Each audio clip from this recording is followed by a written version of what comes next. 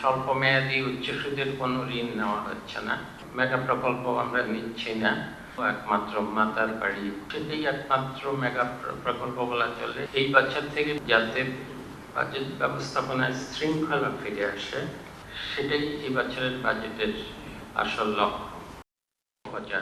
সেটা আমরা বুঝতে পারি না। এই প্রকল্পের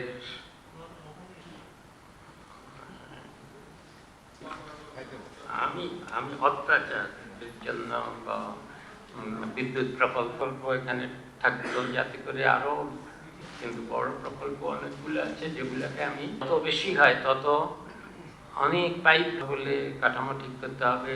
যদি কাঠামো তার মধ্যে 70% রাখা হয়েছে বা একটা সড়কে একটা পুল তৈরি হয়নি,